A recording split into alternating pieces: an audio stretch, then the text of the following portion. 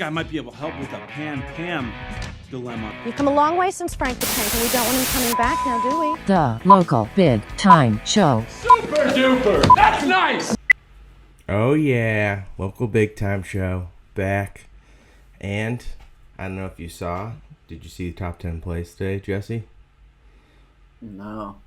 Zion Williams 360 dunk in honor of one of the freakish athletes of all time, Zion Williams. I wish we could see more of him. I'm glad that he's back, though. I mean, that guy blew out a sneaker at Duke. That's how powerful he is. He's a power forward for Duke. Well, now he's in the NBA, hence the New Orleans Pelicans Zion Williams jersey. Fresh purchase, got it during his rookie season. Even though I'm a Celtics fan, I still like Zion. He's one of my favorites. You know who I hate now? Ball guys, but we love to dabble in all of the sports for sure. You know what sports team is really losing my trust, which is breaking my heart? Red Sox. They're just letting all my favorite players go. Yeah, they just let what's his face go. It's just like, where'd he go? San Diego? Yeah. It's such bullshit. And I've heard there's rumors out that, so again, LeBron James is in ownership stake with Henry, who owns the Red Sox. So together they own majority stake of the Red Sox, right? So yeah, he's a part owner. Yeah. So my little takeaway is Boston hates LeBron, right? So LeBron, biggest flex, buys ownership into the Sox, tanks the team just to stick it to Boston fans. Yeah, I would say maybe, but you're talking about way too much money to be playing kind of a petty game. Do you know what I'm saying? Like, totally. When you're talking about ownerships of teams, you're not really talking about if the team is good or not, which is kind of weird. You're kind of talking about, is the team making money? Yeah. Right? Well, actually, here's the real conspiracy theory is that they're trying to put an expansion team in Vegas, and Henry and LeBron are going to be owners of it, and they're trying to save as much money as they can. A basketball team? Yeah, an NBA team in Vegas. Yeah, I mean, I think LeBron should definitely own a basketball team in Las Vegas. Why not? Las Vegas just got the Raiders. They just got a pro lacrosse team, right? Did they really?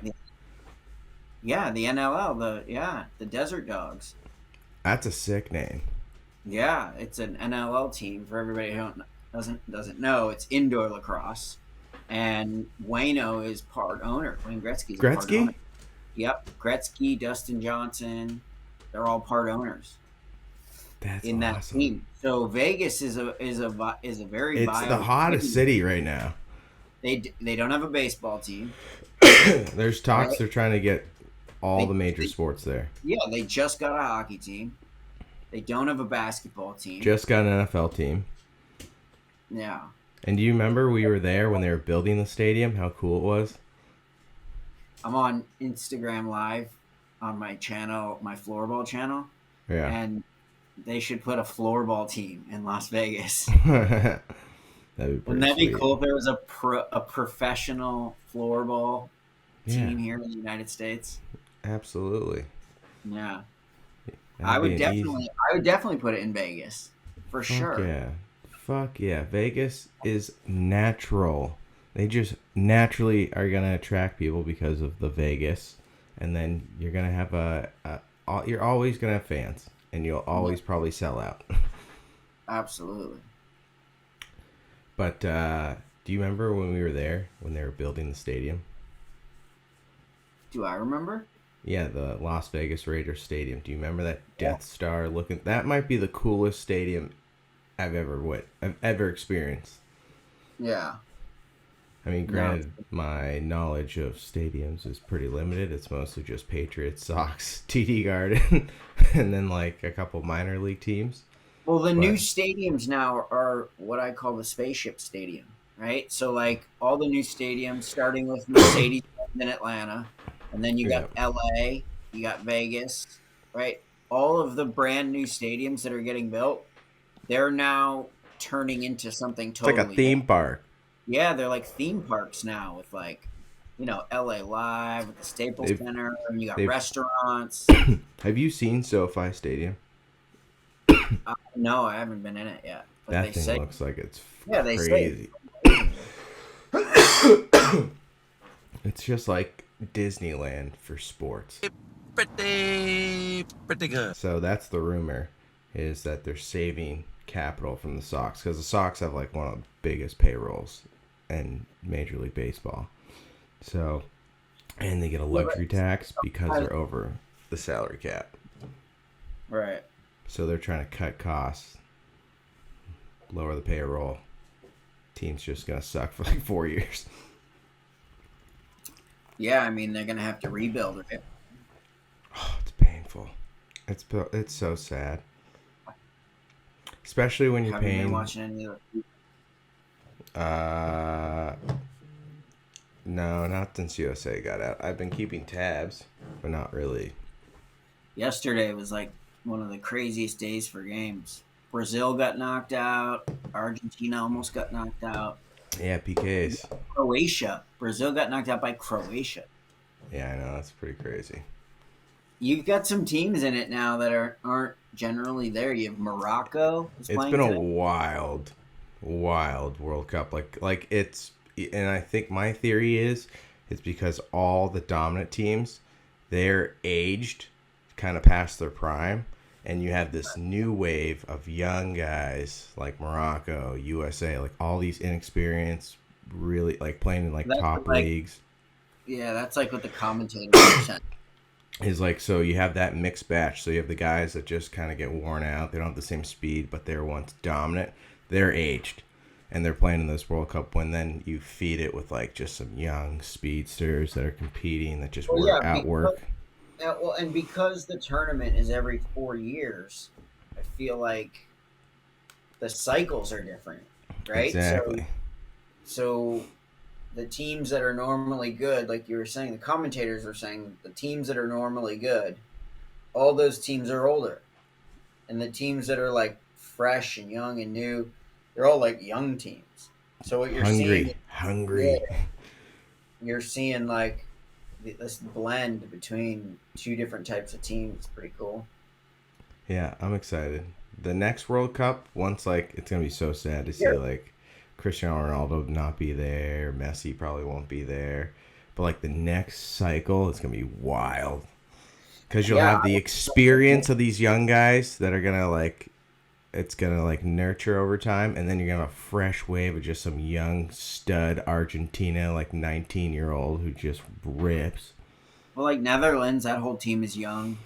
Yeah, right? but fuck the Netherlands, as you heard on our last show. Lost him. Assholes. But I got something funny for you that happened to me this week.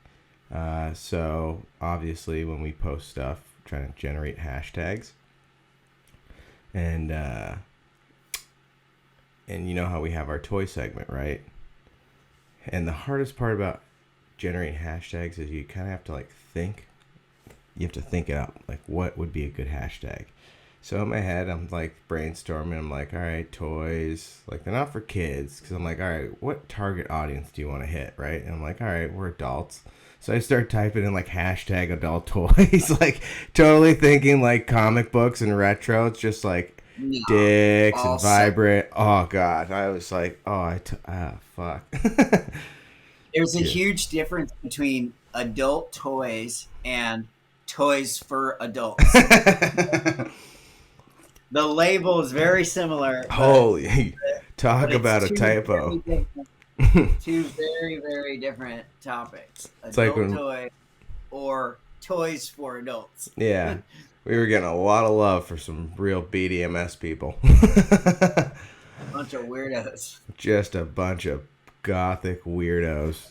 Just into the weirdest shit. But yeah, do not do hashtag adult toys thinking like, oh yeah, like adults that like toys.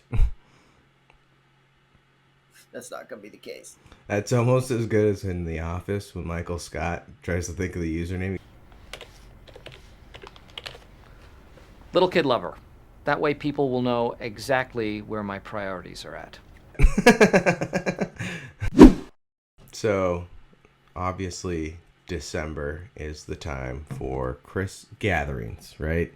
So you have the Christmas party, both at work and with your family. So I thought of a couple great scenarios that seem to always reoccur. The guy that gets blackout drunk in front of all their family and or coworkers. This is just a much bigger topic than one thing. So what you're talking about here is what is the appropriate amount of drinks to have at a holiday function? Yes, both in work or with family. So they're two separate, right? So if you're at a work function, dial it right back. How many drinks is too many before you start getting attention from other people? before HR starts tapping you on the shoulder. You're probably not gonna go for your fourth beer, right? You're probably gonna try to stay. That open bar is a low-hanging fruit, brother. Do not take advantage of it. 3 or 4 drinks at an office function max. But you get the one dumbass who goes open bar, baby, and just full like 6 drinks in, their ties around their head. Family event. Yeah, family event. And I used to work as a caterer, and I can't tell you how many times I've seen this happen in my life.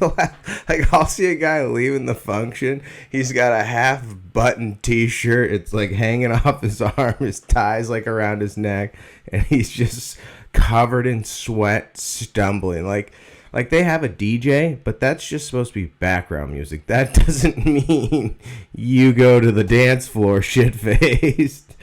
Yeah, there's always one guy at your work who you don't really like, who at the Christmas party wants to be like your best friend. Yeah. Right? Like, he's fucking hanging on your back. He's talking latching breathing to into your fucking mouth and shit. It's like Always Sunny with Gail the Snail. Get out of here! Oh, he's got the Salt him. Like you're actively trying to avoid this guy at work, and then you see him at the Christmas party, and you're just like, get the fuck There's away no boundaries. You can't use an email. You can't use a work meeting. There are zero excuses. You are locked. And then they try to exchange the number at the end of the night with you. Like, we should do this. We should do this more often. This is a bigger issue where people like, I don't want to have any more friends. Like, I got enough friends. Yeah. You know? Especially fucking work friends. I don't want to have work friends. Friends. I'm sufficiently have enough friends. And the force job that they get you really cornered in sucks. Just like, what are you doing this weekend? And you're in your mind, you're like, probably nothing. And for them means wide open, let's do something. When he's not understanding. Probably nothing means I plan on doing nothing. Don't call me. Don't text me. I'll be on the couch all weekend doing nothing and looking forward to it. That doesn't mean you can invite yourself over or maybe go out to fucking eat with you. I don't want to do nothing with you. I want to do nothing by myself. I want to do nothing by myself. Not with you. Not with anybody here. I want to be here by myself, not with you. And the worst part is, I take the number. I just try not to text. I'm just like, fucking just leave it be. As I get older, I've gotten more ruthless with it, where I'll just be like, nah, sorry, I don't do that. And some people look at me like I've shot them in the face or something. I get caught with the old, they text me, and I don't even bother to save their fucking contact. So like, I thought you had my number, so like, call me. Your name pops right up in their phone, and you have fucking 83562. Like, oh god, that's who was trying to ask me out. Yeah. But yeah. I'm sort of lucky enough that with my job, I'm always so busy that like I can always just be like, I mean, Eject. I really can't hang out. Like, I love to. I just can't. Jerry Seinfeld. I would love to be able to say that I can't, even though I can, but I really can't. Because, I plan on doing nothing. Not with you. Just nothing alone. Yeah.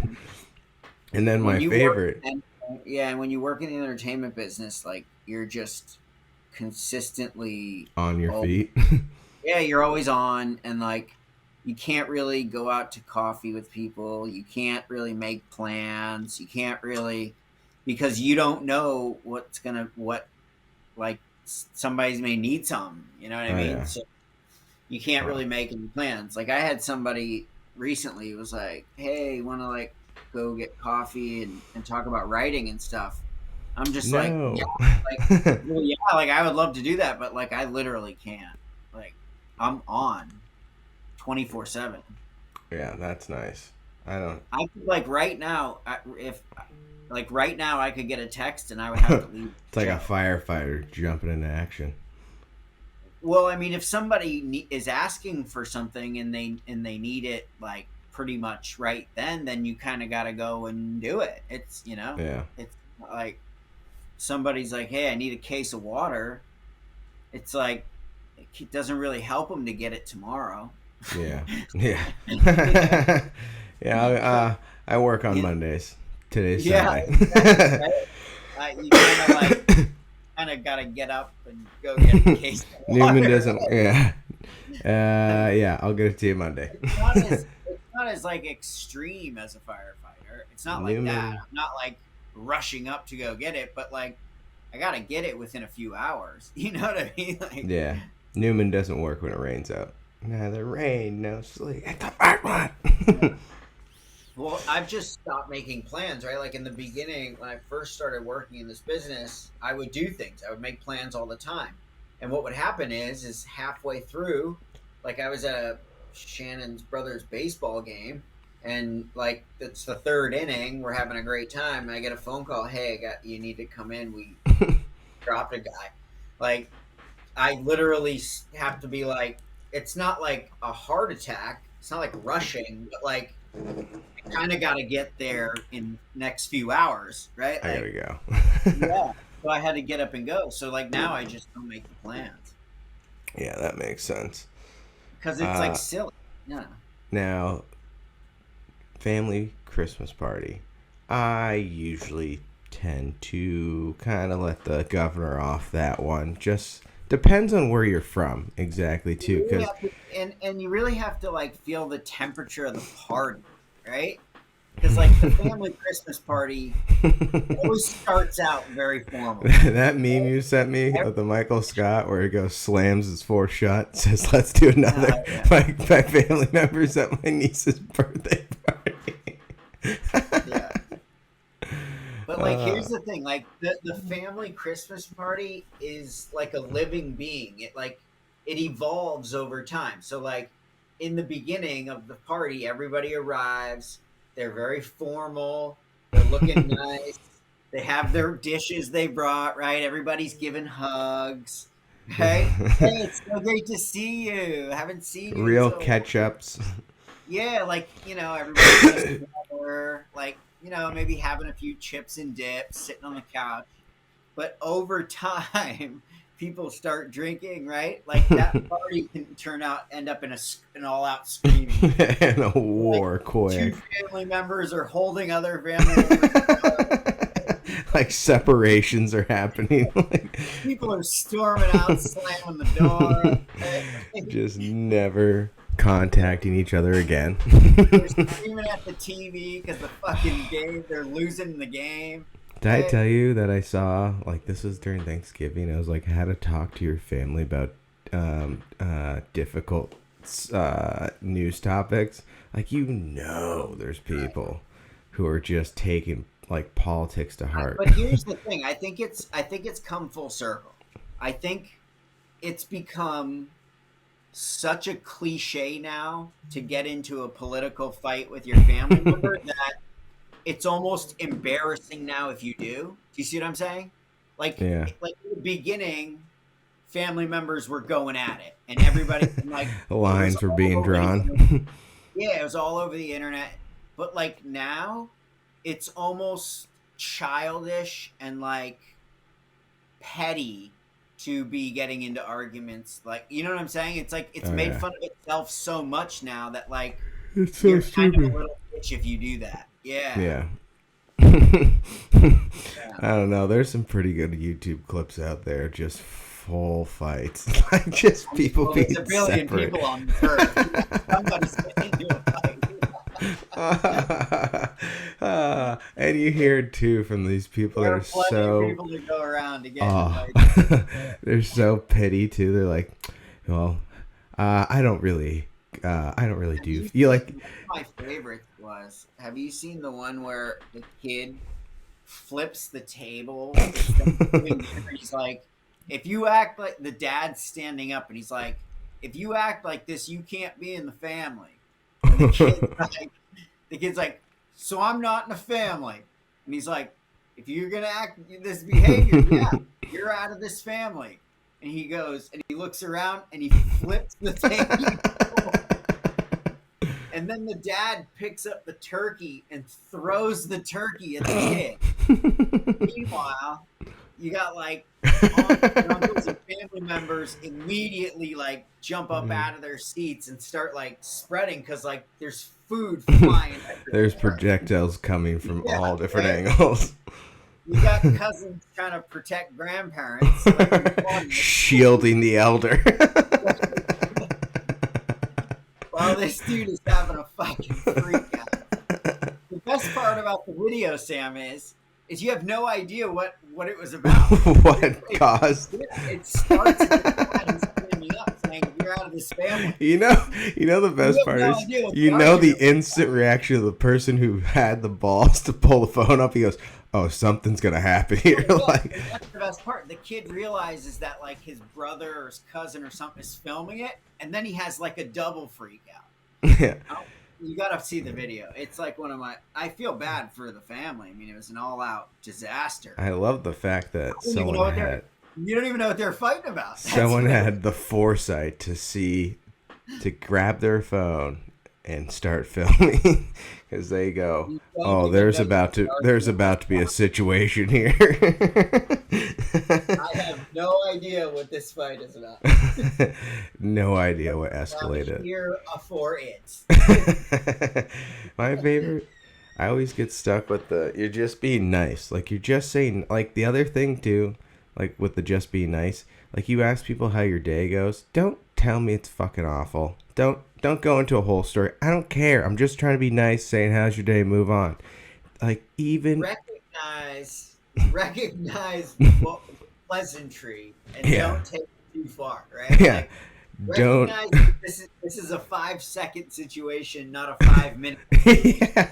Like, I'll ask people, I'm like, hey, how's it going? Terrible. And then they just go into the story. I'm like, I didn't want to know any of this. I don't care. And it's like, oh, what can I say now that's going to really change the situation? Like, your whole fucking family was murdered. Like, it's like, oh, well, maybe tomorrow will be better. Well, I hope it gets better. Like, you're just so cornered. Yeah. I don't want to see you like that. Well, there's plenty of time left in the day to change. Hey, that artichoke dip's pretty good, huh? It's like, I have stage 4 cancer. They say only something just so trivial. They say I only have 2 days left to live. Well, did you try those meatballs? Why don't you get a few of those meatballs? Michael made them. They're really good. It's like, oh fuck, what was I before I went on the tangent? I don't know, something about family Christmases. Oh, shit, I forget. But yeah, the how's your day going person elaborates to a giant fucking chapter book. Please, Just stop. Buddy, I don't even need the Spark Notes version. I don't care. I don't care. Let me stop you right there. Okay. And leave. It's the person you go, hey, you excited to have like Thanksgiving with your family? Oh, I don't talk to them after they like. It's like the same thing. It's like, no, Yeah. just say. But I think that's getting like. So I think like that person is getting so made fun of that they're not doing that anymore. You know? I hope so. It's so fucking stupid. It's like you really gotta make it about you during a family function. I mean, here's the thing. It's a 2-hour to 4-hour event. Like, it doesn't have to be your whole life. Yeah, you're out of there in like 2 hours. You can even eat and then leave. You don't even have to and then you never have to see them. I can hold my breath for 2 hours, okay? Like, what are we talking about? Yeah. You can't Just like be around somebody. You have that much willpower. You have to sprinkle in a little of your little beliefs into what they think. You have to like explode your entire ego on the party. That's not correct. That's not correct. It's almost like when Jim tries to catch Dwight slacking on the job and he has the stopwatch. He just like, as soon as they start talking, he just starts to shut up. Exactly. My favorite, The Hangover on Christmas morning. When you see people walk in. Well, let's talk about the different types of Christmases, right? Because, so a lot of times there's people that do Christmas with their family on Christmas Eve night. We do that, right? Like, yeah. So that's one type of party, is where you kind of do a family Christmas the night before. And then on Christmas morning, you do a Christmas with just your immediate family. But there are people that also that do it the other way, where they do like just their own family Christmas Eve night. They wake up in their own house and then they have their family Christmas dinner with their extended family that night. Yep. Yeah. There's a lot of mixtures and traditions. So like you could be having a hangover Christmas morning and the day after Christmas morning. Oh yeah, I'm so hungover. Like that Christmas morning, I'm in so much pain. I sleep on the floor, essentially. Sleep on the floor. Peel myself off the ground. That drive brutal. I'm just running on adrenaline because that's the only thing get me through Christmas Day. I'm in so much pain. I'm just crippled. Just absolutely crippled. Does anybody want some caffeine? Yes. I don't have the strength. I need about 1,000 milligrams of fucking C4. I need a gallon of Gatorade and 1,000 milligrams of caffeine injected into this vein. Immediately. And while you're at it, you may as well get me a bucket of creatine. Yeah, and I'll take a sleeve of Dunkin' Donuts. French crawlers, 1,000 milligrams of caffeine, and a gallon of Gatorade. I recently got into the French crawler. As a kid, it's delicious. It is delicious. As a kid, it's not. Here's the thing: the French crawler's not really a sexy donut. Okay. No, it doesn't have the flash. Yeah, when you're looking at the window, it's kind of just like a norm. It's like that ugly girl in high school that gets hot after. Well, let's not. That's the French crawler. That's not the French crawler. The French crawler is your workhorse in the trench, everyday guy, right? That's what your French crawler is. It's in the back. It's kind lunch of pail in hand, regular shape, little twist. Right? It looks like a tire. Yeah. It's gonna be your workhorse donut. Absolutely. Just the backbone of the donuts. It really is. I love Although it. a lot of people love the Munchkins. I prefer the French crawler. And you know who's got an unbelievable French crawler? The Munchkins are for the ride home. The donuts are for when I arrive. You know who has a really good French crawler? Who? Timmy Hortons. Shout out to Timmy Hortons. Unbelievable. Unbelievable French crawler. Timmy Hometowns. Headed on a Tim's run. Let me know what you want. I can pick it all up. Oh, heck yeah, bud. Grab me an ice cap. Double doubles and some donuts. You know what I'm going to catch a lot of flack here, but I'm going to tell you what one of the most overrated donuts is. What? And this is going to be a Krispy Kreme. No, this is going to be a hot take, and I'm going to get a lot of heat from people at home. I know this. Okay, but the truth is the truth, and it needs to be told. The most overrated donut on the shelf, the Boston cream. Yeah, I don't really like that. I'm sorry, it's good, but it's overrated. Everybody always raves about the Boston cream. It's not that great. I don't like it. It's not that great. I mean, it's just okay. I enjoy the custard. It's too much for how much donut, right? Custard for sure. Yeah. But yeah. Not for me. Hot take. Hot take. Overrated donut, Boston cream. I believe in that. I will say, you know what's a good dessert? Speaking of just delicacies, the cannoli. Underappreciated. Very underappreciated. The cannoli's so good. Yeah.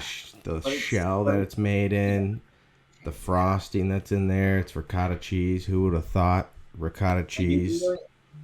You really have to like find a bakery, right, to get one. Yeah, you can't get one. It's like not really a supermarket product.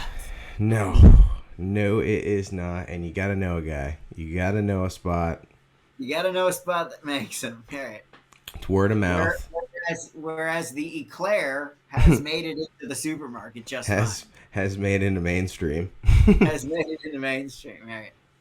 The cannoli stays specialized. Street cannolis only. And when you find that bakery, oh my God. So I've been watching there's a food show on CNN from an actor. His name is Stanley Tucci. Oh yeah, I love Stanley Tucci. Okay, he does that show where he does like different stuff in Italy. Yeah. Yeah. And I'm telling you, Sam, this food in Italy that he finds is just like, it looks amazing. We gotta at least go once. You think he's ever been food poisoned on the show? I mean, I always wonder. I knew those scalps weren't fresh. He's just sitting over a toilet. Like nobody ever shows the next morning, like sitting over the toilet for 2 hours. Like, oh fuck me. Like, yeah, like I'm a math guy, right? So like, there at stats show. I want to see the non-glamorous side of the food. Show me the dark side of the Food Network.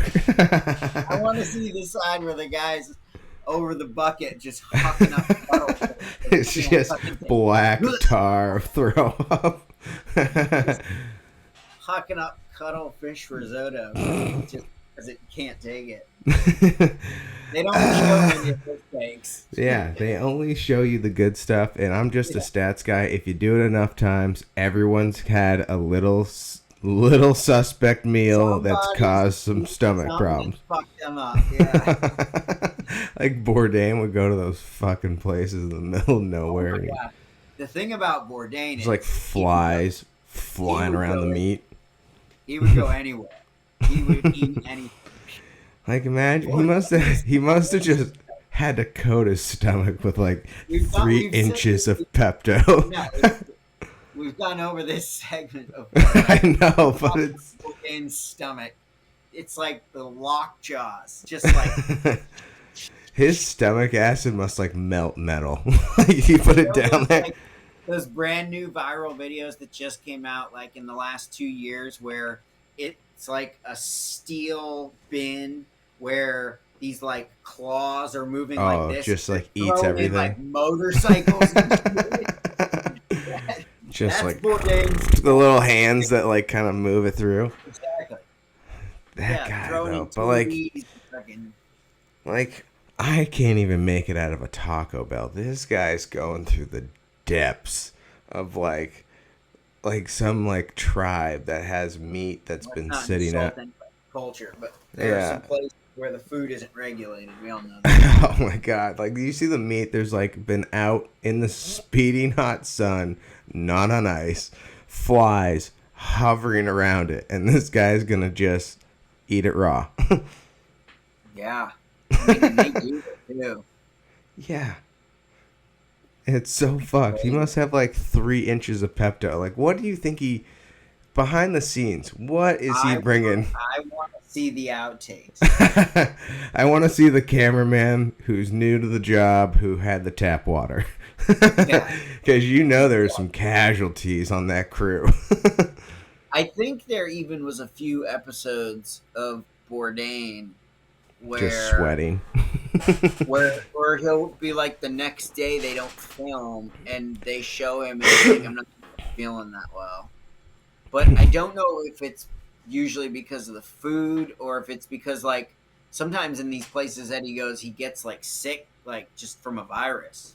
Yeah, from like malaria, all that shit that's malaria, but like just different types of flus that you don't have here in this country. That's the flu virus. Is like has something like 5,000 variations, right? My question to you is, there's also fucking shit out there that doctors haven't even discovered yet. I mean, yeah, the world is evolving every day. Oh my god, right? But my question to you, behind the scenes, what do you think he's packing?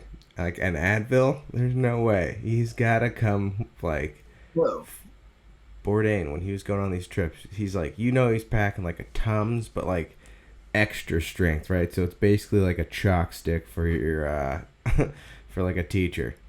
Yeah, I mean, here's the thing.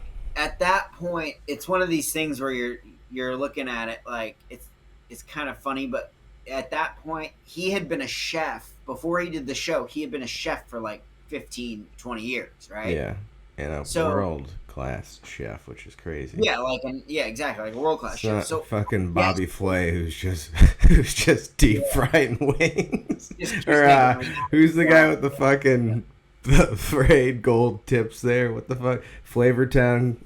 What's his name? Guy Fieri. Yeah, there's Guy Fieri who deep fries food. One of my favorite shows of all. That just speaks middle America.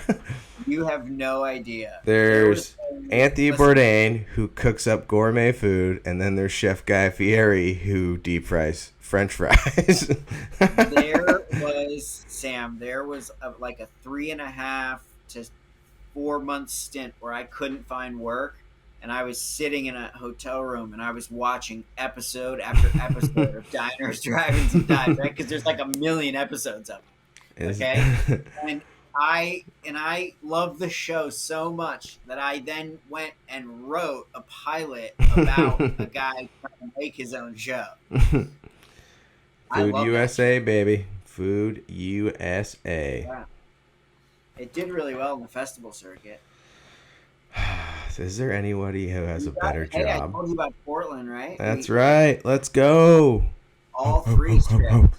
All 3 now. Shit, that's awesome. Yeah, the feature script that Bobby and I wrote together, that got in. That's sick. And then the one about the summer camp got in. And then the one about the fighter from Wales, that got in. That's sick. So all 3 got into Portland, which is good.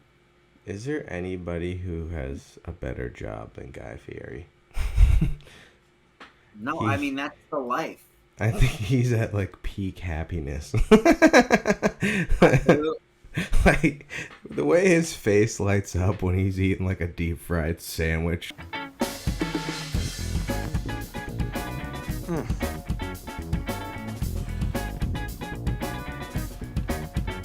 It's everything. Oh my god.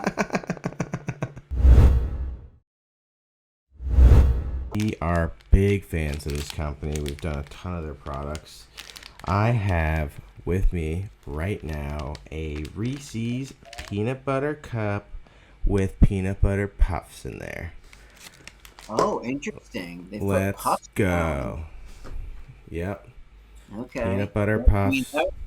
We all know that Reese's is to put something in the cup, right? They've gone around the horn and put pretty much everything in. Reese's Pieces, pretzels, crackers, graham crackers, chips. chocolate. They put in chips. They're not afraid to put anything into that. They're not afraid to push boundaries. Reese's. That's what I love about it. They don't care. They're willing to take chances. That's what Reese's I like. is like the Aaron Judge of candies, right? That's right. I may strike out, but I'm gonna fucking hit dingers. Swing big. I'm hitting dingers. Swing big. All right, so taking a look right here. Oh my gosh, huge cup, very very thick. I'm liking it. Oh, you can see that when you're stuffing it, right? Like you need it because you need the space. You need the height. You need some height there to put some puffs in there. So I'm excited. Wow. You feel the puffs right away. I love the crunch. I was gonna say the crunch in the soft chocolate must be good. Very good. Wow. These are amazing. I would highly suggest getting it again. One of your new faves? Yeah, one of my new faves. It tastes just like a Reese's, but there's more peanut butter in it, which is nice. And that crunch of the puff. Very impressed. I'd get it again. I bet these taste really good cold. What I would give this? A 9.0.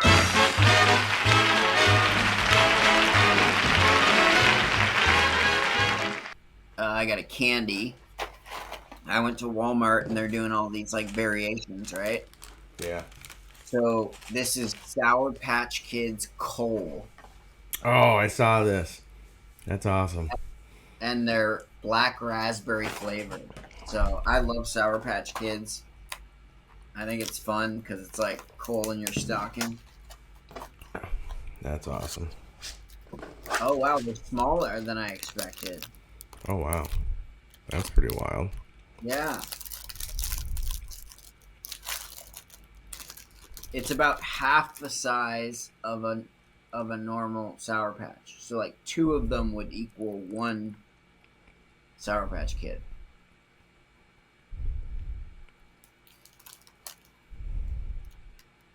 Oh, that flavor is really good. I bet raspberry tastes awesome. Raspberry, yeah.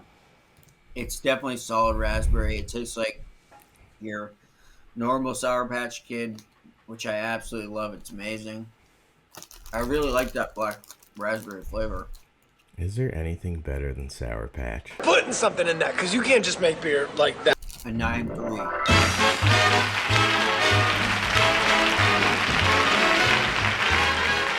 I'm excited about these. So, Smart Food has made a limited edition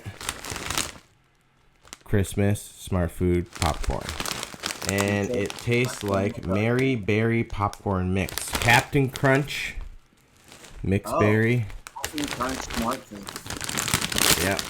Very excited to try this. Who knows? Oh, okay. So this is what happened. Show it to the camera here, folks. There's some Captain Crunch berries. Show it to this camera so I can see it. And no, you don't have to switch. Just go. Yeah, there you go. I can see it now. Okay. now Yeah, I see. Yeah. there's a little mixture here. Smells just like Captain Crunch. We'll see how it tastes, folks. Wow. Wowee, that is interesting. Holy shit. Okay. It tastes like they sprinkled some, like they grounded up Captain Crunch, sprinkled on the popcorn for flavor. Oh, interesting. So you have that sweetness of a Captain Crunch with the saltiness of a popcorn. Oh, wow. That is strangely good. It's just a wild taste. I can't explain what's happening in my mouth right now. That's what she said.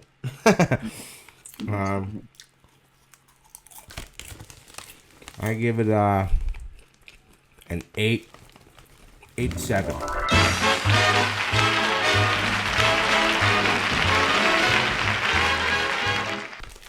Eight seven. That's pretty good. Nice. All right, what do you got? My next one is a beverage, and I saw this at Walmart. It's a limited edition Sprite. Oh yeah. Okay, and it's called Winter Spiced Cranberry. Wild. Okay, Winter Spiced Cranberry. Let's take a look. That could go in a lot of different directions. Absolutely. Okay, the smell. At first, it just smells like fruity.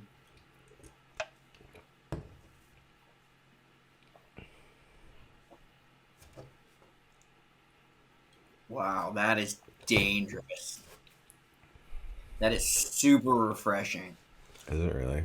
Yeah, it's like if you like a crisp soda, like with a little bit of like snap on it, this definitely has that crispness. It's like a light fruity taste with like some like a little bit of spice. Like it's not spicy. I don't want to call it spicy, but it's definitely got like a little bit of like bite on it. You know what I mean?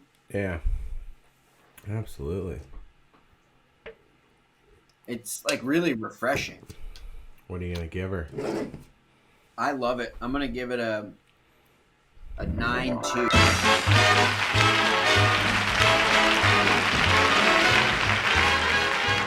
For sodas.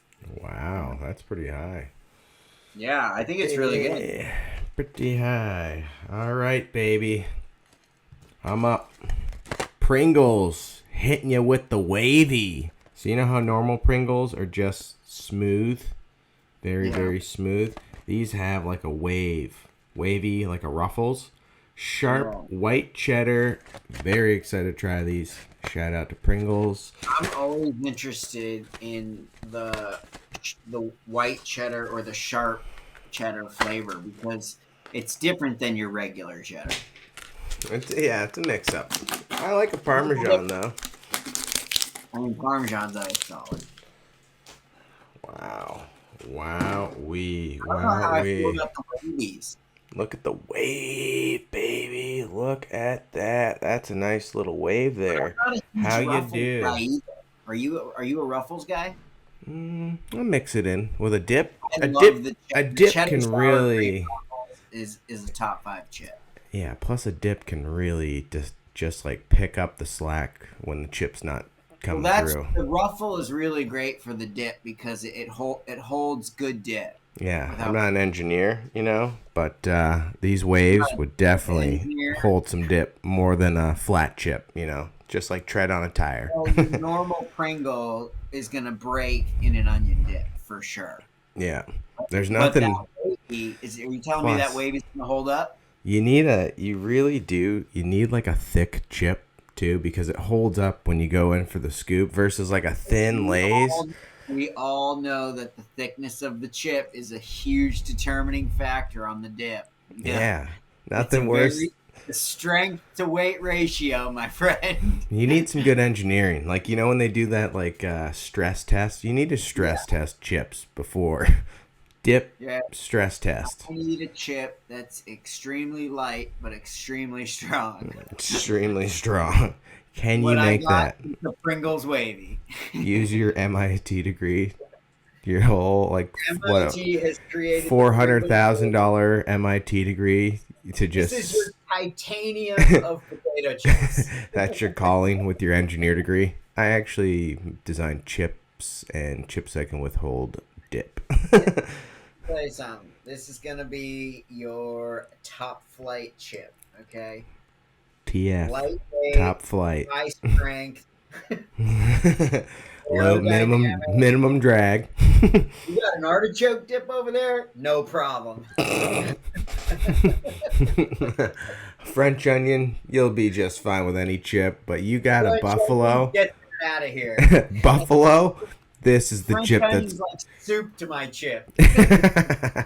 you need like buffalo dip. You need a strong chip. You need a Give me the thick buffalo chicken or a 7-layer. No problem.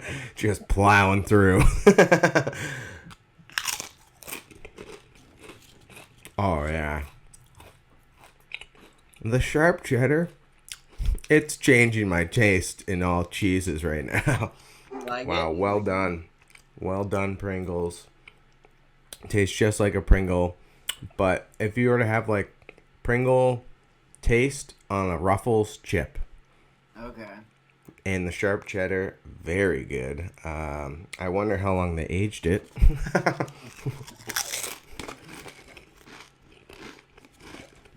Well, naturally artificial, so probably a couple years. So aged 5 seconds.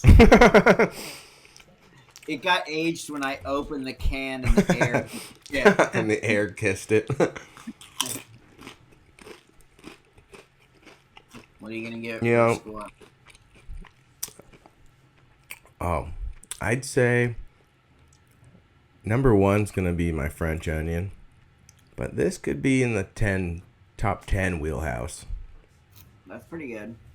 So I give it like a 8, 7.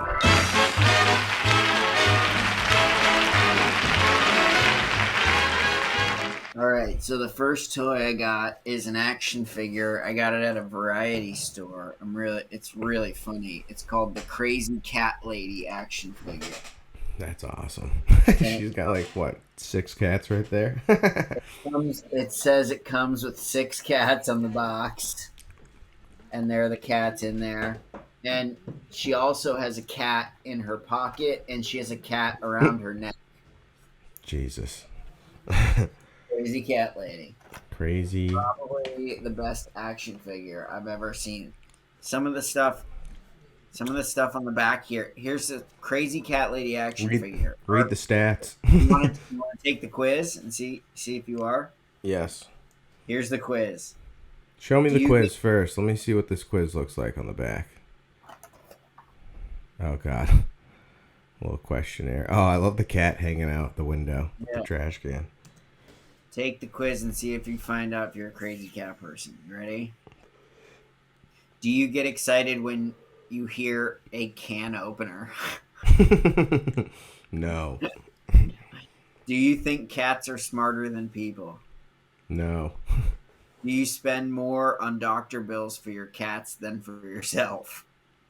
I'd say tie. Do you buy the ice cream your cat prefers instead the kind you like?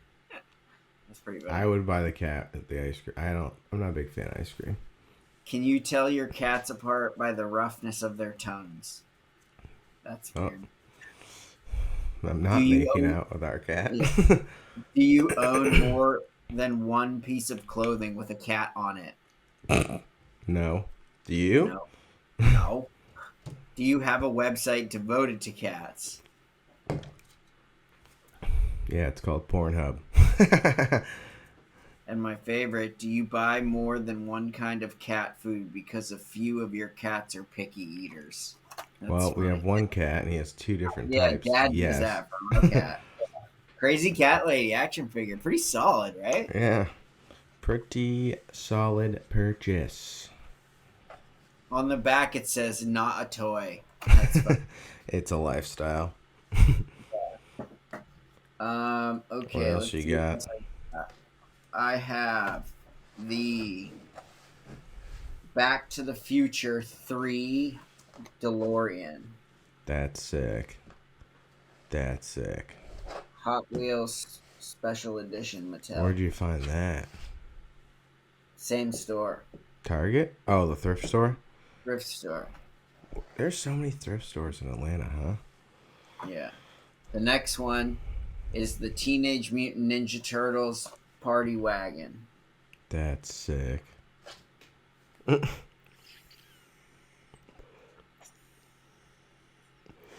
That's awesome. The next one is the Loki helicopter. That's sweet. This is a sick thrift store. And then the next one is the Spider Mobile from the comic book. Not from the movie, but from the comic book. Wow. That's a great find. That place is a treasure chest. And then they had another one, but this one's not that rare. This is just the bat from the Dark Knight Rises. The fucking... Is that the Batmobile? No, it's the thing he flies in. Oh, I got you now. It's called the bat. It's just that thing he like flies in sometimes. Yeah. It's the thing at the very end when he flies out into the ocean. Yeah, I remember that. Yeah. Great movie. Big Christian Bale fan. So those are good. I'm trying to think of any Funkos I got that maybe I haven't shown you. Did we do the... Yeah, we did the Joey tribute. I hung my Griswold family Christmas Funko on the wall. That's great. The Funko collection... I showed you my new setup, right? Oh, yeah. Your new setup is... Let's see. That's like sick. It? Yeah. That's really awesome. Wait, it's going. Hold on. See that? That's so sick. The studio looks great. Right? Too bad they're not sturdy enough to where like you could sit on it like a throne.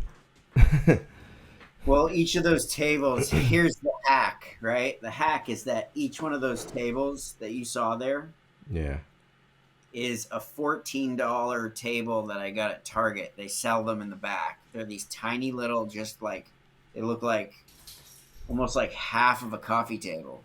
Yeah. And they're like $11. So I bought 1, 2, 3, 4, 5, 6, and I lined them like along the wall. Yeah. And so it looks like a natural shelf. Yeah, it's nice. And now sports.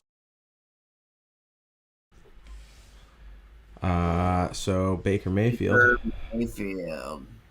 LA Rams comeback.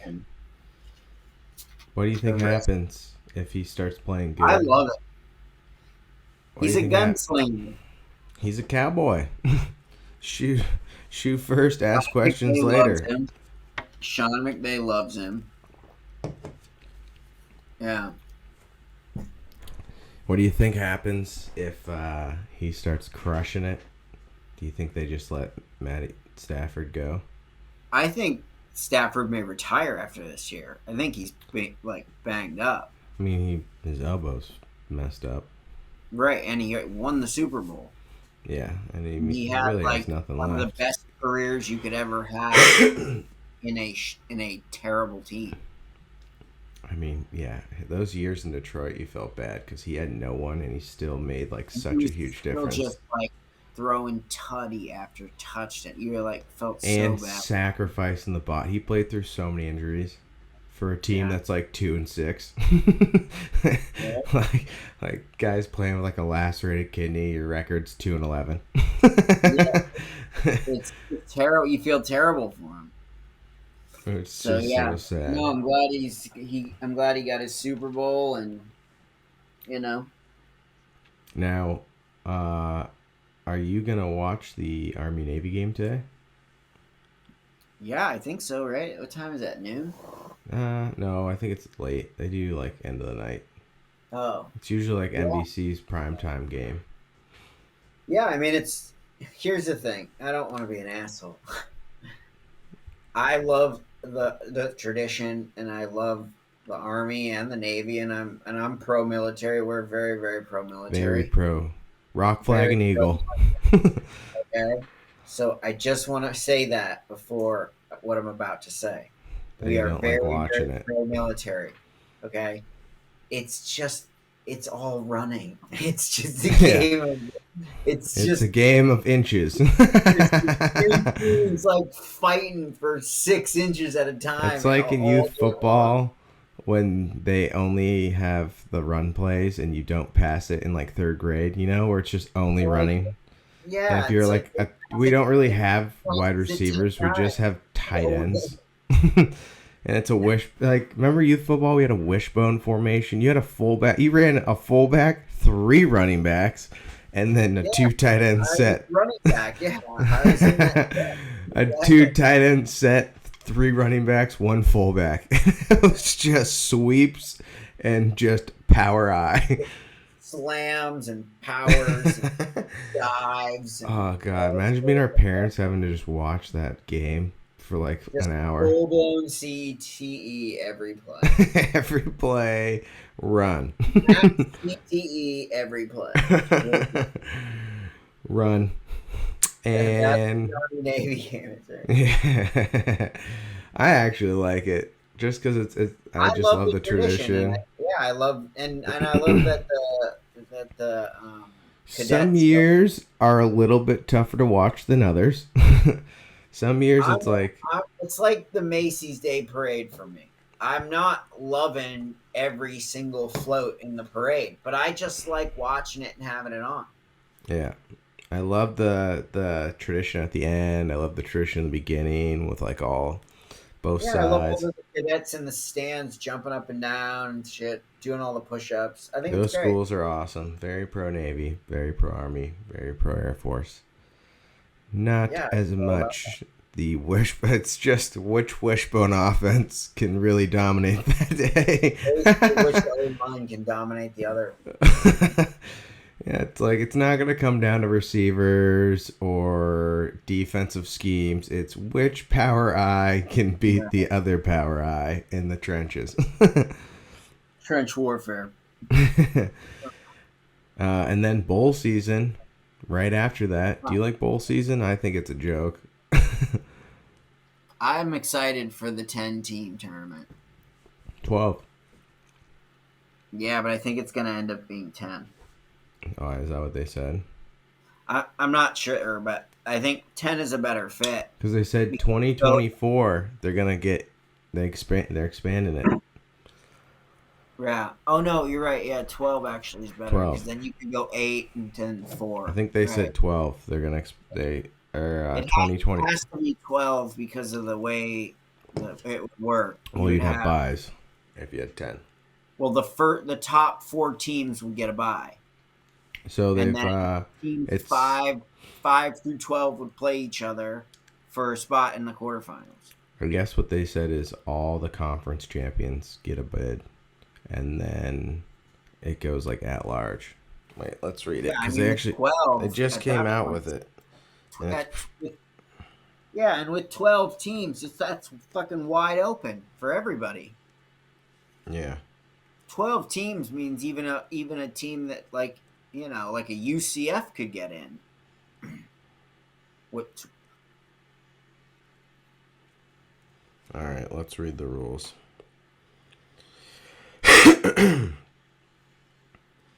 No longer will champions be determined by polls, bowls. Okay, here we go. Just skip all the writing. Oh my gosh, they really have to spend 30 minutes just writing.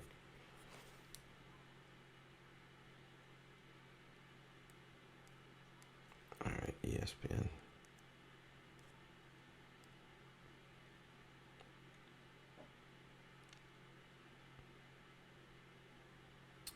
Really bringing me to the app right now. So you're gonna have, it's a 12-team model, includes 6 highest ranked conference champions and 6 at-large teams. Yeah, that makes sense. So if you win your conference and you're ranked in the top 3, you're getting in. You win your conference, you're getting in, and then you have to be top 6. And then 6 teams from the SEC. At large. They just happen to play in the SEC. You get the 6 conference champions, and then the teams 2 through 5 in the SEC. They also get in. You know Alabama will never miss the playoffs. Now they will never miss a playoff for the rest of our life. 12 teams? Are you kidding me? They will never miss a playoff game. ever again. They will get every at-large bid, no matter what. Is there a futures bet on that? Do you think we could throw a little action on that? Throw some action on a bet like that. I don't know. The tournament has to exist first. Alabama to make the playoff odds. Just hammering it. 100% every time. Oh, God. I can't wait for that. Alabama to make the playoffs. I'm betting that in like July of the year before. Let me ask you something. Can I go Alabama to make the playoffs? Can I parlay that bet over 10 years? You think I can parlay that over? 10-year parlay on that? Anybody take that? Anybody got some action on that? Anybody got some action on a 10-year bet? On a 10-year parlay? 10-year parlay I'm trying to go for it. But like, you know how like the odds are like if hockey season starts in October, like the odds in like July are like through the roof for Stanley Cup champions. You just do that with Alabama. It's like March 13th. You just bet a futures bet. Yeah, if you were a statistics guy, what you would do is the moment the odds came out, right, you would take out big time bets on long shots and medium sized bets on big shots, because the way they could cross each other, you could make a ton of money. Yeah, and I just thought of this. Here are your 6 at-large bids: Ohio State, Michigan, Alabama, LSU, Notre Dame, USC. Those are your 6 at-large bids. Seems random. Yeah, these were computer generated. Can I parlay the 6 at large? Because I bet I could guess it. I think my elbows tingling over some of these teams. Yeah. Please let me parlay this. I bet I could get 6 out of 6. Let me guess. Oklahoma, TCU, Clemson. Oklahoma, Alabama, Ohio State, Michigan. LSU.